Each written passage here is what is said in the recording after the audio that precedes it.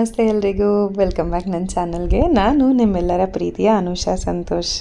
ಇವತ್ತು ಸಂಜೆ ಮೇಲೆ ವ್ಲಾಗ್ ಶುರು ಮಾಡ್ತಾ ಇದ್ದೀನಿ. ರಾತ್ರಿ ಊಟಕ್ಕೆ ರೆಡಿ ಮಾಡ್ಕೊಂಬೋಣ ಅಂತ ಹೇಳಿ ಮಕ್ಕಳಿಬ್ಬರು ಆಟ ಆಡ್ತಿದ್ರು ಆಚೆ. ಸರಿ, ಅವ್ರು ಆರಾಮಾಗಿ ಆಟ ಆಡ್ತಿರ್ಬೇಕಾದ್ರೆ ನಮ್ಗೆ ಅನಿರುದ್ಧ ಒಳ್ಳೆ ಮೂಡ್ನಲ್ಲಿ ಇರ್ಬೇಕಾದ್ರೆ ಅಡುಗೆ ಮಾಡಿಟ್ಬಿಟ್ರೆ ಆಮೇಲೆ ಆರಾಮಾಗಿ ಅವ್ರಗಳ ಜೊತೆ ಆಟ ಆಡ್ಕೊಂಡಿರ್ಬೋದು, ಸಾಮಾನ್ಯವಾಗಿ ಹೋಮ್ವರ್ಕ್ ಎಲ್ಲ ಮಾಡಿಸ್ಬೋದು ಅಂತ ಹೇಳಿ ಮಾಡ್ಕೊಳ್ತಾ ಇದ್ದೀನಿ.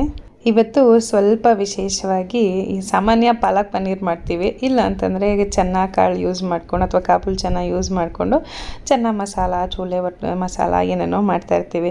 ಈಗ ಪಾಲಕ್ ಪನ್ನೀರು ಮತ್ತು ಚೋಲೆ ಎರಡರದ್ದು ಕಾಂಬಿನೇಷನ್ ಆಗಿರೋ ಅಂಥ ಒಂದು ಅಡುಗೆ ಇವತ್ತು ನಾನು ನಿಮಗೆ ತೋರಿಸ್ತಾ ಇರೋದು. ತುಂಬ ಸಿಂಪಲು, ಆದರೆ ಅಷ್ಟು ಟೇಸ್ಟಿಯಾಗಿರುತ್ತೆ. ಇದಕ್ಕೆ ಬೆಳಗ್ಗೆನೇ ಎದ್ದ ತಕ್ಷಣವೇ ಚೆನ್ನಾಗಿ ನೆನೆಸಿಟ್ಟಿದ್ದೆ. ಆಲ್ಮೋಸ್ಟ್ ಒಂದು 6-7 ಗಂಟೆಗಳ ಕಾಲ ಚೆನ್ನಾಗಿ ನೆಂದರೆ ಕಾಳು ತುಂಬ ಸಾಫ್ಟಾಗಿ ಬೇಯುತ್ತೆ. ಹಾಗಾಗಿ ಕುಕ್ಕರ್ಗೆ ಹಾಕಿಬಿಟ್ಟು ಜೊತೆಗೆ ಸ್ವಲ್ಪ ಡ್ರೈ ಸ್ಪೈಸಸ್, ಚಕ್ಕೆ, ಲವಂಗ, ಏಲಕ್ಕಿ ಮತ್ತು ಪಲಾವ್ ಎಲೆ ಇದನ್ನೆಲ್ಲ ಹಾಕ್ಕೊಂಡು ಕುಕ್ಕರ್ಗೆ ಬೇಯಕ್ಕಿಟ್ಟಿದ್ದೀನಿ. ಒಂದು 2-3 ವಿಷಲ್ಲು ಹೈ ಫ್ಲೇಮಲ್ಲಿ ಇಟ್ಬಿಟ್ಟು ಮಿಕ್ಕಿದ್ದು ಸಣ್ಣ ಫ್ಲೇಮಲ್ಲಿ ಇಟ್ಬಿಟ್ಟು ಆಲ್ಮೋಸ್ಟ್ ಒಂದು 7-8 ವಿಷಲ್ ಬರೋವರೆಗೂ ಕೂಗಿಸ್ಕೋಬೇಕು. ಕಾಳು ಬೆಂದು ರೆಡಿ ಆಗುವಷ್ಟರಲ್ಲಿ ಇಲ್ಲಿ ಗ್ರೇವಿಗೆ ರೆಡಿ ಮಾಡ್ಕೊಂಬಿಡ್ಬೇಕು. ಒಂದು ದೊಡ್ಡ ಪಾತ್ರೆಯಲ್ಲಿ ನೀರು ಕುದಿಯೋಕೆ ಇಟ್ಟಿದ್ದೆ. ನೀರು ಕುದ್ದ ಆದಮೇಲೆ ಇದಕ್ಕೆ 2 ಕಟ್ಟಷ್ಟು ಪಾಲಕ್ ಸೊಪ್ಪು ತೊಗೊಂಡು ಚೆನ್ನಾಗಿ ಕ್ಲೀನ್ ಮಾಡಿ ತೊಳೆದು ತೆಗೆದಿಟ್ಕೊಂಡಿದ್ದೆ. ಈಗ ಅದನ್ನು ಹಾಕ್ಕೊಂಡು ಬೇಯಿಸ್ಕೊಳ್ತಾ ಇದ್ದೀನಿ. ಪಾಲಕ್ ಸೊಪ್ಪು ಬೇಯಿಸ್ಕೊಳ್ಬೇಕಾದ್ರೇ ಒಂದು ಸ್ವಲ್ಪ ಗೋಡಂಬಿ ನಿಮಗೆ ಎಷ್ಟು ಬೇಕೋ ಅಷ್ಟು ಹಾಕ್ಕೊಳ್ಳಿ. ಇದೆಷ್ಟು ಹಾಕ್ತೀವೋ ಅಷ್ಟು ಕ್ರೀಮಿಯಾಗಿ ಚೆನ್ನಾಗಿರುತ್ತೆ. ಸೊ ಪಾಲಕ್ ಸೊಪ್ಪು, ಗೋಡಂಬಿ ಎರಡನ್ನೂ ಒಟ್ಟಿಗೆ ಹಾಕಿ ಚೆನ್ನಾಗಿ ಬೇಯಿಸ್ಕೋಬೇಕು. ಸೊ ಸೊಪ್ಪು ಎಲ್ಲ ಬೇಯ್ತಾ ಇದೆ. ಸರಿ, ಸಾಮಾನ್ಯವಾಗಿ ಹೋಮ್ವರ್ಕ್ ಮಾಡ್ಕೊಳ್ತೀನಮ್ಮ ಅಂತ ಹೇಳಿ ಕೂತ್ಕೊಂಡು ಹೋಮ್ವರ್ಕ್ ಮಾಡ್ಕೊಳ್ತಿದ್ದಾಳೆ. ಅವಳು ಹೋಮ್ವರ್ಕ್ ಮಾಡ್ತಿರ್ಬೇಕಾದ್ರೆ ಇವನು ಅವಳ ಪೌಚಲ್ಲಿದ್ದ ಪೆನ್ನು, ಸ್ಕೇಲು, ಎಲ್ಲ ಪೆನ್ಸಿಲ್ಲು ಎಲ್ಲದನ್ನೂ ಕೆಳಗೆ ಹಾಕಿ ರಂಪ ಮಾಡಿರ್ತಾನೆ. ಅವಳು ಕೂತ್ಕೊಂಡು ಬರೀಬೇಕಾದ್ರೆ ಅವನು ಕೂತ್ಕೊಳ್ತಾನೆ ಬರೆಯೋದಕ್ಕೆ ಅಂತ ಹೇಳಿ 2 ನಿಮಿಷ ಏನೋ ಗೀಚ್ಬಿಟ್ಟು ಆಮೇಲೆ ಪೆನ್ಸಿಲ್ಲು, ಚೇರು ಎಲ್ಲ ಎತ್ತು ಬಿಸಾಡೋದು, ಅವನಿಗೆ ಗೊತ್ತಿರೋ ಅಂಥ ತರಲೆ ಕೆಲಸಗಳು ಎಲ್ಲದನ್ನೂ ಮಾಡ್ತಾ ಇರ್ತಾನೆ. ಸಮನ್ವಿ ಅಂತೂ ಪಾಪ, ಅವಳಿಗೆ ಏನು ಮಾಡೋಕ್ಕೂ ಬಿಡೋದಿಲ್ಲ. ಅವ್ನು ಮಲಗಿದ್ದಾಗ ಹೋಮ್ವರ್ಕ್ ಮಾಡ್ಕೊಳ್ಳೋಣ ಅಂತಂದರೆ ಅವ್ನು ಮಲಗೋದೇ ರಾತ್ರಿ. ಅವಳು ಸ್ಕೂಲ್ಗೆ ಹೋಗಿದ್ದಾಗ ಮಲ್ಕೊಂಡು ಎದ್ಬಿಡ್ತಾನೆ. ಸೊ ಹೇಗಾದರೂ ಮಾಡಿ ಅವಳು ಅವನ ಜೊತೆನೇ ಅಡ್ಜಸ್ಟ್ ಮಾಡಿಕೊಂಡು ಅದು ಇದು ಅವನಿಗೂ ಪೆನ್ ಕೊಟ್ಟು ಕೂರಿಸಿರ್ತೀನಿ, ಆದರೂ ಮಾಡೋ ಥರಲೇ ಮಾಡ್ತಾನೆ ಇರ್ತಾನೆ. ಮತ್ತು ಇಲ್ಲಿ ಅಡುಗೆ ಮನೇಲಿ ಬಂದೆ. ಸೊಪ್ಪೆಲ್ಲ ಚೆನ್ನಾಗಿ ಬೆಂದಿತ್ತು. ಒಂದು 10 ನಿಮಿಷ ಬೇಯಿಸ್ಕೊಂಡ್ರೆ ಸಾಕು. ಪಾಲಕ್ ಸೊಪ್ಪೇನು ಜಾಸ್ತಿ ಹೊತ್ತು ಹಿಡಿಯಲ್ಲ, ಚೆನ್ನಾಗಿ ಬೆಂದಿರುತ್ತೆ. ನಾನು ಇದಕ್ಕೇನು ಉಪ್ಪೆಲ್ಲ ಏನೂ ಹಾಕ್ಕೊಂಡಿಲ್ಲ. ಚೆನ್ನಾಗಿ ಬೆಂದ ಮೇಲೆ ನೀರೆಲ್ಲ ಸೋಸ್ಕೊಂಡು ಬೇರೆ ಸ್ಟೇನರ್ಗೆ ತೆಗೆದಿಟ್ಕೊಳ್ಬೇಕು. ಇದು ಸ್ವಲ್ಪ ಆರೋವರೆಗೂ ಬಿಡಬೇಕು. ಇಲ್ಲ ಟೈಮ್ ಇಲ್ಲ ಅಂತಂದರೆ ಐಸ್ ವಾಟರಲ್ಲಿ ಹಾಕಿ ತೆಕ್ಕೊಳ್ಬೋದು. ಆ ಥರ ಮಾಡೋದ್ರಿಂದ ಬಣ್ಣ ಕೂಡ ತುಂಬ ಚೆನ್ನಾಗಿ ಬರುತ್ತೆ. ಇಲ್ಲ ಸಮಯ ಇತ್ತು ಅಂತಂದರೆ ಒಂದು ಸ್ವಲ್ಪ ಹೊತ್ತು ಬಿಟ್ಟು ಅದಾದಮೇಲೆ ಮಿಕ್ಸಿಗೆ ಹಾಕ್ಕೊಂಡು ಗೋಡಂಬಿ ಮತ್ತು ಪಾಲಕ್ ಏನು ಬೇಯಿಸಿಟ್ಕೊಂಡಿದ್ವಲ್ಲ ಈಗ ಅದನ್ನು ಹಾಕ್ಕೊಂಡು ಚೆನ್ನಾಗಿ ನುಣ್ಣಗಾಗೋವರೆಗೂ ಚೆನ್ನಾಗಿ ಗ್ರೈಂಡ್ ಮಾಡ್ಕೋಬೇಕು. ಇದು ತುಂಬ ಒಂದು ಲೈಟ್ ಆದ ಒಂದು ರೆಸಿಪಿ ಇದು. ಇದಕ್ಕೆ ನಾವು ತುಂಬ ಹೆವಿ ಸ್ಪೈಸಸ್ ಎಲ್ಲ ಏನೂ ಉಪಯೋಗಿಸ್ತಿಲ್ಲ. ಚಕ್ಕೆ, ಲವಂಗ, ಶುಂಠಿ, ಬೆಳ್ಳುಳ್ಳಿ ಅಂಥದ್ದೆಲ್ಲ ಏನೂ ಬಳಸ್ತಿಲ್ಲ. ಸಿಂಪಲಾಗಿ ಅಷ್ಟೇ ರುಚಿಯಾಗಿ ಮಾಡಬಹುದಂಥ ಒಂದು ರೆಸಿಪಿ ಇದು.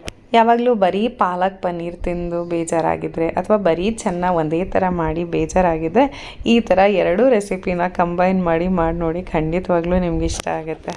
ಸೊ ಚೆನ್ನಾಗಿ ಗ್ರೈಂಡ್ ಮಾಡಿದ್ದು ಹೊಗೆ ಬರ್ತಾಯಿದೆ, ಆದರೆ ಎಷ್ಟು ಕ್ರೀಮಿ ಆಗಿದೆ ನೋಡಿ. ಗೋಡಂಬಿ ಹಾಕಿರೋದಕ್ಕೆ ತುಂಬ ಕ್ರೀಮಿ ಟೆಕ್ಸ್ಚರ್ ಬಂದಿದೆ.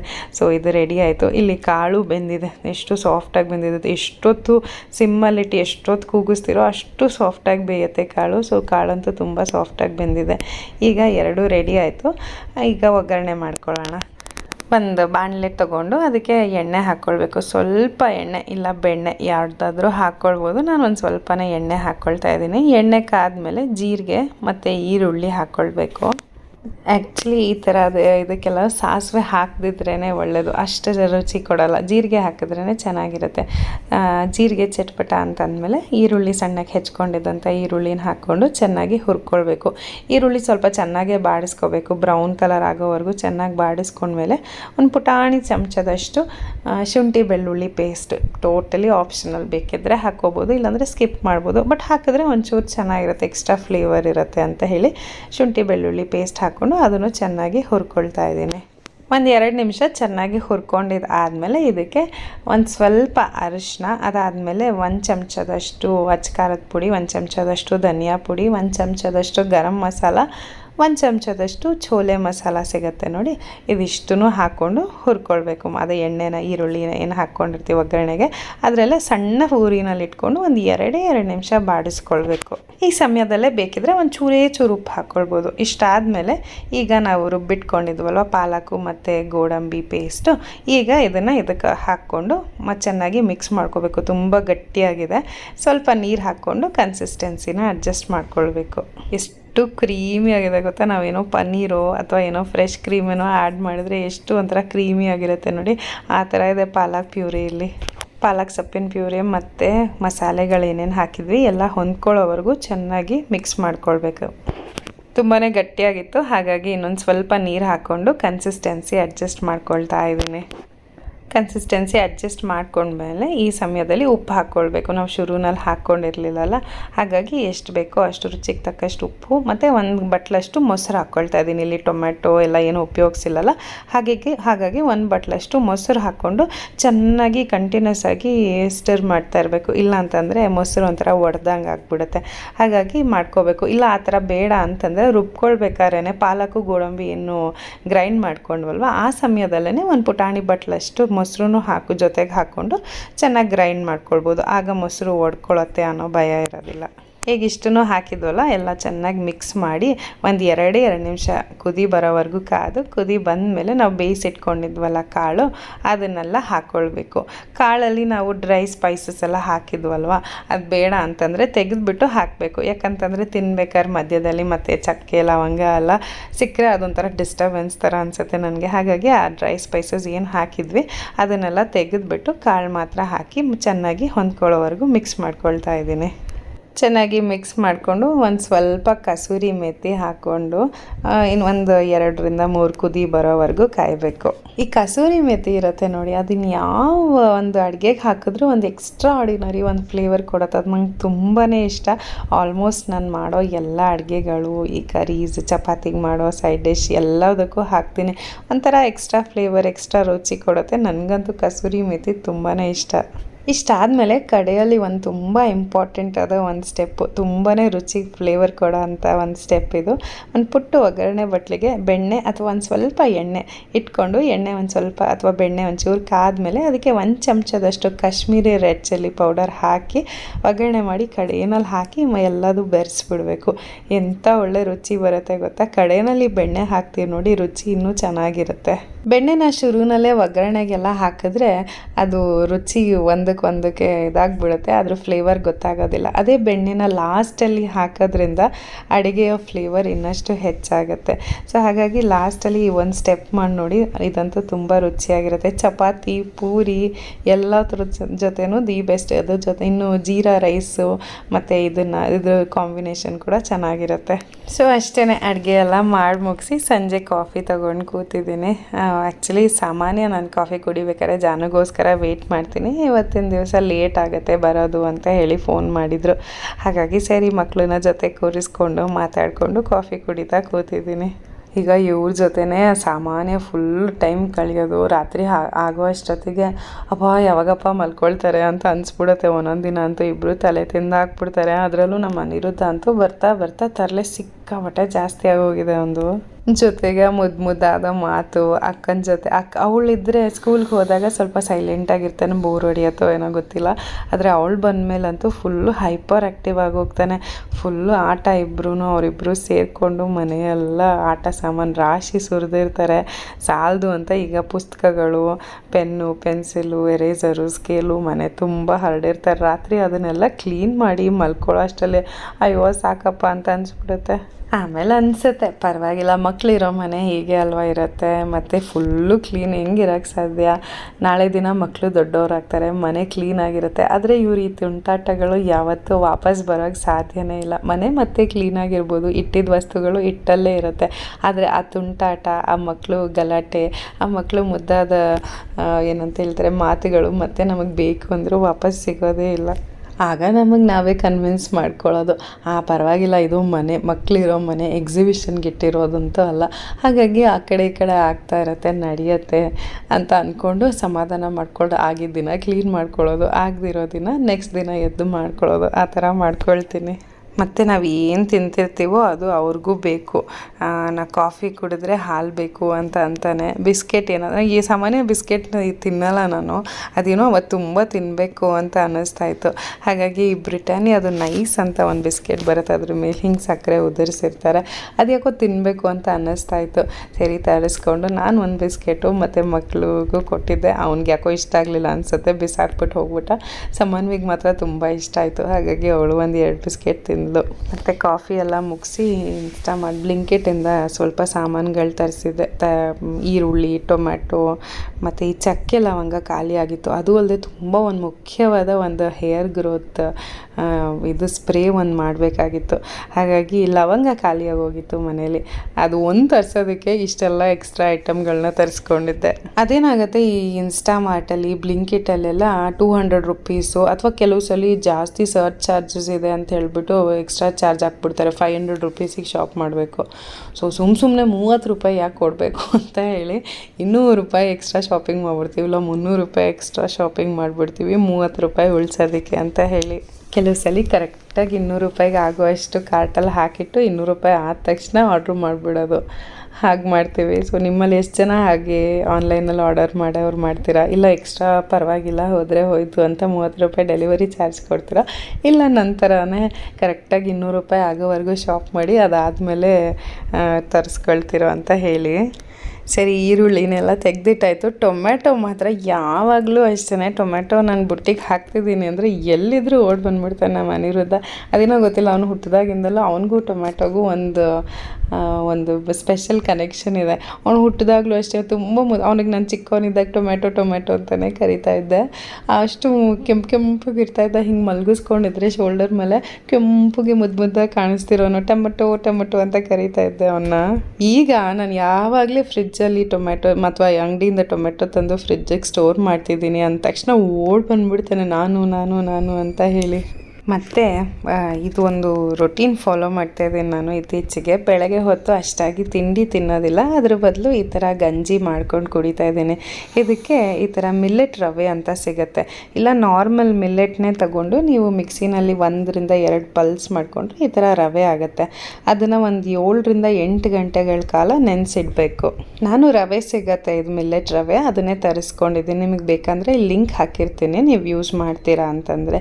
ಇದನ್ನು ಇಟ್ಕೊಂಡು ಬೆಳಗ್ಗೆನೇ ನೆನೆಸಿಟ್ಬಿಡ್ತೀನಿ. ಒಂದು 7 ರಿಂದ 8 ಗಂಟೆ ಕಾಲ ಚೆನ್ನಾಗಿ ನೆನೆಸಿದ ಮೇಲೆ ಇದನ್ನು ಒಂದು ಬೇರೆ ಪಾತ್ರೆಗೆ ಹಾಕ್ಕೊಂಡು ಚೆನ್ನಾಗಿ ನೀರು ಹಾಕಿ ಒಂದು 10 ರಿಂದ 15 ನಿಮಿಷಗಳ ಕಾಲ ಚೆನ್ನಾಗಿ ಬೇಯಿಸ್ಕೋಬೇಕು. ಕುದಿ ಬರೋವರೆಗೂ ಹೈ ಫ್ಲೇಮಲ್ಲಿ, ಅದಾದಮೇಲೆ ಲೋ ಫ್ಲೇಮಲ್ಲಿ ಇಟ್ಕೊಂಡು ಚೆನ್ನಾಗಿ ಕುದಿಸ್ಕೊಳ್ಬೇಕು.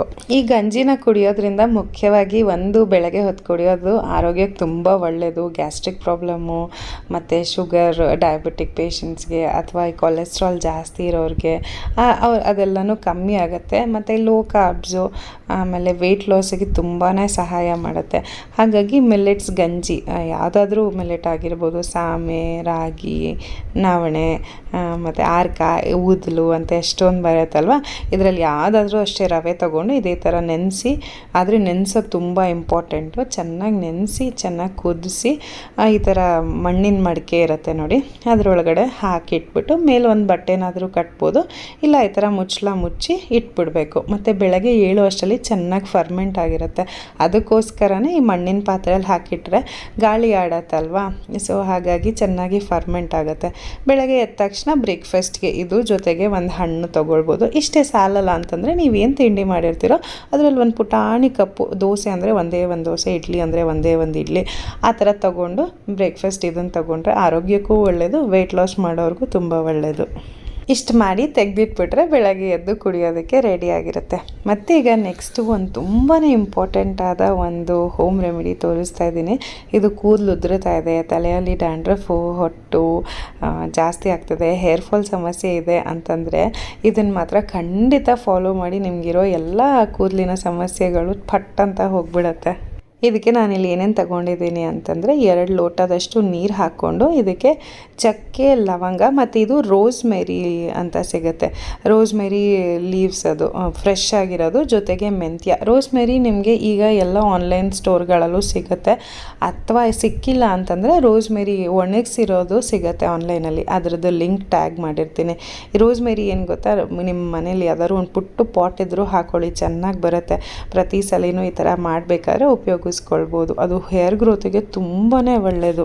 ಚಕ್ಕೆ ಲವಂಗ ಇದೆಲ್ಲ ಯಾಕೆ ಉಪಯೋಗಿಸ್ತಿದ್ದೀವಿ ಅಂತಂದರೆ, ಚಕ್ಕೆ ಇದೆಯಲ್ಲ ಅದು ನಾವು ಬರೀ ಮಸಾಲ ಪದಾರ್ಥಗೆ ನೋಡಿದ್ದೀವಿ, ಆದರೆ ಹೇರ್ ಗ್ರೋತಿಗೆ ಕೂಡ ಎಷ್ಟು ಸಹಾಯ ಆಗುತ್ತಾ. ನಮ್ಮ ಕೂದಲಿನ ಬುಡದಲ್ಲಿ ಹೇರ್ ಸರ್ಕ್ಯುಲೇಷನ್ ಆಗೋದಕ್ಕೆ ಅದು ತುಂಬಾ ಸಹಾಯ ಮಾಡುತ್ತೆ. ಮತ್ತು ಹೇರ್ ಗ್ರೋತ್ ಚೆನ್ನಾಗಾಗುತ್ತೆ. ತಲೆನೇನಾದರೂ ಡ್ಯಾಂಡ್ರಫ್ ಸಮಸ್ಯೆ ಇದ್ದರೆ, ಹೇರ್ ಫಾಲ್ ಸಮಸ್ಯೆ ಇದ್ದರೆ ಚಕ್ಕೆ ನೀರು ಮಾಡಿ ಜಸ್ಟ್ ಸ್ಪ್ರೇ ಮಾಡಿದ್ರೆ ಸಾಕು, ಆ ಸಮಸ್ಯೆ ಎಲ್ಲ ಹೋಗ್ಬಿಡುತ್ತೆ. ಎಸ್ಪೆಷಲಿ ತುಂಬ ಜನಕ್ಕೆ ಡ್ಯಾಂಡ್ರಫ್ ಪ್ರಾಬ್ಲಮ್ ಇರುತ್ತೆ. ಡ್ಯಾಂಡ್ರಫ್ ಬಂದ ತಕ್ಷಣ ಹೇರ್ ಫಾಲ್ ಆಬ್ವಿಯಸ್ಲಿ ಜಾಸ್ತಿ ಆಗುತ್ತೆ. ಸೊ ಅದಕ್ಕೆ ಚಕ್ಕೆ ಲವಂಗ ಎರಡೂ ಅಷ್ಟೇ. ಹೇರ್ ಗ್ರೋತು ಮತ್ತು ತಲೆಯಲ್ಲಿ ಏನಾದರೂ ಅಲರ್ಜಿ ಇದ್ದರೆ, ಅಕಸ್ಮಾತ್ ಕೂದಲು ಬೆಳೀತಿಲ್ಲ, ಬಾಲ್ಡ್ ಸ್ಪಾಟ್ ಆಗ್ತಿದೆ ಅಂತಂದರೆ ಚಕ್ಕೆ ಲವಂಗ ನೀರನ್ನ ಚೆನ್ನಾಗಿ ಕುದಿಸಿ ಸ್ಪ್ರೇ ಮಾಡಿಕೊಂಡ್ರೆ ತುಂಬ ಸಹಾಯ ಆಗುತ್ತೆ. ನೆಕ್ಸ್ಟ್ ರೋಸ್ಮೆರಿ ಲೀವ್ಸ್, ಇದಂತೂ ಹೇರ್ ಗ್ರೋತಿಗೆ ನನ್ನ ಪ್ರಕಾರ ಆಲ್ಮೋಸ್ಟ್ ತುಂಬ ಚೆನ್ನಾಗಿ ಗೊತ್ತಿರುತ್ತೆ. ಈಗಂತೂ ರೋಸ್ಮೆರಿ ಹೇರ್ ಸ್ಪ್ರೇ ಅಂತ ತುಂಬ ಸಿಗುತ್ತೆ, ಬೇಬಿ ಹೇರ್ ಗ್ರೋ ಆಗುತ್ತೆ ಅಂತ ತುಂಬ ಪ್ರಮೋಟ್ ಮಾಡ್ತಾರೆ. ಅದು ತುಂಬ ಕೆಮಿಕಲ್ ಮಿಕ್ಸು, ಪ್ರಿಸರ್ವೇಟಿವ್ಸ್ ಎಲ್ಲ ಇರುತ್ತೆ. ಅದಕ್ಕೆ ಬದಲು ಮನೇಲಿ ಈ ಥರ ಫ್ರೆಶ್ಶಾಗಿ ಮಾಡಿ ಕುದಿಸ್ಕೊಂಡು ಸ್ಪ್ರೇ ಮಾಡ್ಕೊಳ್ಳೋದ್ರಿಂದ ಡೈರೆಕ್ಟಾಗಿ ನ್ಯಾಚುರಲ್ ಆಗಿ ಸಿಗುತ್ತೆ. ಸೊ ಹೇರ್ ಗ್ರೋತ್ ತುಂಬ ಚೆನ್ನಾಗಾಗತ್ತೆ. Same hair fall treatment, dandruff, ತುಂಬ ಕೂದಲು ಉದುರುತ್ತಾ ಇದೆ, ಕೂದಲು ಸಣ್ಣ ಇದೆ, ದಪ್ಪ ಆಗಬೇಕು ಅಂತಂದ್ರೆಲ್ಲ ಈ ರೋಸ್ಮೆರಿ ತುಂಬ ಹೆಲ್ಪ್ ಮಾಡುತ್ತೆ. ಮೆಂತ್ಯದ ಬಗ್ಗೆ ಏನೂ ಹೇಳಬೇಕಾಗೇ ಇಲ್ಲ, ಎಲ್ಲರಿಗೂ ಗೊತ್ತು. ಹೇರ್ ಗ್ರೋತಿಗೆ ತುಂಬ ಸಹಾಯ ಮಾಡುತ್ತೆ. ಮತ್ತು ಮುಂಚೆನೂ ಎಲ್ಲ ಹೇರ್ ಪ್ಯಾಕು, ಮೆಂತ್ಯದ ಹೇರ್ ಪ್ಯಾಕ್ ಬಗ್ಗೆ ಮಾತಾಡಿದಾಗ ಅದ್ರ ಬಗ್ಗೆ ಎಲ್ಲನೂ ಹೇಳಿದ್ದೀನಿ ಅಲ್ವಾ. ಸೊ ಈ 4 ಪದಾರ್ಥಗಳನ್ನ 2 ಲೋಟದಷ್ಟು ನೀರಿಗೆ ಹಾಕಿ ಚೆನ್ನಾಗಿ ಒಂದು 8 ರಿಂದ 10 ನಿಮಿಷ ಕುದಿಸ್ಬಿಟ್ಟು ರಾತ್ರಿ ಮುಚ್ಚಿ ಏನಾದರೂ ಲಿಡ್ ಮುಚ್ಚಿ ಬಿಟ್ಬಿಡಬೇಕು. ಒಂದು 8 ಗಂಟೆಗಳ ಕಾಲ ಅದರಲ್ಲೇ ಚೆನ್ನಾಗಿ ಸೋಕ್ ಆಗಬೇಕು. ಅದಾದಮೇಲೆ ನೆಕ್ಸ್ಟ್ ದಿನ ನೀಟಾಗಿ ಫಿಲ್ಟ್ರ್ ಮಾಡಿಕೊಂಡು ಆ ನೀರನ್ನ ಒಂದು ಸ್ಪ್ರೇ ಬಾಟ್ಲಿಗೆ ಹಾಕ್ಕೊಂಡು ಫುಲ್ ಚೆನ್ನಾಗಿ ಬುಡದಿಂದ ಹಿಡಿದು ಫುಲ್ ಕೂದಲು ತುದಿವರೆಗೂ ಚೆನ್ನಾಗಿ ಸ್ಪ್ರೇ ಮಾಡಿಕೊಂಡು ತಲೆ ಒಂಚೂರು ಹಾಗೆ ಮಸಾಜ್ ಮಾಡ್ಕೋಬೇಕು. ಮಸಾಜ್ ಮಾಡಿಕೊಂಡು ಆದರೆ ಒಂದು ಅರ್ಧ ಗಂಟೆ 1 ಅವರ್ ಬಿಡಬೇಕು. ಇಲ್ಲ ಅಂತಂದರೆ 20 ನಿಮಿಷಕ್ಕೂ ಮಾಡ್ಕೋಬೋದು. ತುಂಬ ಸಮಯ ಆದ್ಮೇಲೆ ಹಿಂದಿನ ದಿನ ರಾತ್ರಿಯೇ ಸ್ಪ್ರೇ ಮಾಡಿಕೊಂಡು ನೆಕ್ಸ್ಟ್ ದಿನ ಬೆಳಗ್ಗೆ ಎದ್ದು ಮಾಮೂಲಿ ನೀವು ಹೇಗೆ ಶಾಂಪೂ ಆಗಿ ಸ್ನಾನ ಮಾಡ್ಕೊಳ್ತೀರೋ ಆ ಥರ ಮಾಡ್ಕೊಳ್ಬೋದು. ಇದು ಕಂಟಿನ್ಯೂಸ್ ಆಗಿ ಒಂದು 2-3 ತಿಂಗಳು ಟ್ರೈ ಮಾಡಿ ನೋಡಿ. ನಿಮಗಿರೋ ಕೂದಲಿನ ಸಮಸ್ಯೆ ಎಲ್ಲದು ಖಂಡಿತವಾಗ್ಲೂ ಹೊಟ್ಟೋಗುತ್ತೆ, ಡ್ಯಾಂಡ್ರಫ್ ಹೋಗುತ್ತೆ. ಹೇರ್ ಫಾಲ್ ಜಾಸ್ತಿ ಆಗ್ತಾಯಿದೆ ಅಂತಂದರೆ ಇದು ಕಂಟಿನ್ಯೂಸ್ ಆಗಿ ಮಾಡಿ ನೋಡಿ. ಎವ್ರಿ 2 ಡೇಸ್ 3 ಡೇಸ್ ಒಂದ್ಸಲಿ ಪ್ರತಿ ಸಲ ತಲೆಗೆ ಸ್ನಾನ ಮಾಡ್ಬೇಕಾದ್ರೆ ಸ್ಪ್ರೇ ಮಾಡೋದು. ಇದು ಬೇಕಾದ್ರೆ ನೀವು ಸ್ಟೋರ್ ಮಾಡ್ಬೋದು. ಇದೇನು ಮಾಡ್ಕೊಂಡಿರ್ತೀರ ಅದನ್ನು ಫ್ರಿಡ್ಜ್ನಲ್ಲಿ ಇಟ್ಕೊಂಡು ಒಂದು ಸ್ವಲ್ಪ ಹೊತ್ತು ಹಚ್ಕೊಳ್ಳೋಕೆ ಮುಂಚೆ ಈಚೆ ತೆಗೆದಿಟ್ಕೊಳ್ಳಿ. ಇಲ್ಲ ಥಂಡಿ ಆಗಿಬಿಡುತ್ತೆ ಫ್ರಿಜ್ಜಲ್ಲಿ ಇರೋದು, ಡೈರೆಕ್ಟಾಗಿ ಸ್ಪ್ರೇ ಮಾಡಿಕೊಂಡ್ರೆ. ಸೊ ಹೀಗೆ ಮಾಡಿ ನೋಡಿ, ಖಂಡಿತವಾಗ್ಲೂ ಹೇರ್ ಯಾವುದೇ ಪ್ರಾಬ್ಲಮ್ ಇದ್ದರೂ ಸೊಲ್ಯೂಷನ್ ಸಿಗುತ್ತೆ. ಮತ್ತು ಕೂದಲು ದಪ್ಪ ಆಗುತ್ತೆ, ಹೇರ್ ಹೊಸ ಕೂದಲು ಕೂಡ ಬರೋಕ್ಕೆ ಶುರುವಾಗುತ್ತೆ. ದಿ ಬೆಸ್ಟ್ ಹೋಮ್ ರೆಮಿಡಿ ನಾನು ಟ್ರೈ ಮಾಡಿ ನಿಮ್ಗೆ ಹೇಳ್ತಾ ಇದ್ದೀನಿ. ಸೊ ಅಷ್ಟೇ, ಇವತ್ತಿನ ವಿಡಿಯೋ ಇಲ್ಲೇ ಮುಗಿಸ್ತಾ ಇದ್ದೀನಿ. ಇವತ್ತಿನ ವಿಡಿಯೋ ಯೂಸ್ಫುಲ್ ಆಗಿತ್ತು, ನಿಮ್ಮೆಲ್ಲರಿಗೂ ಇಷ್ಟ ಆಯಿತು ಅಂತ ಅಂದ್ಕೊಳ್ತೀನಿ. ಮುಂದಿನ ವ್ಲಾಗಲ್ಲಿ ಸಿಗೋಣ. ಓಕೆ, ಬಾಯ್.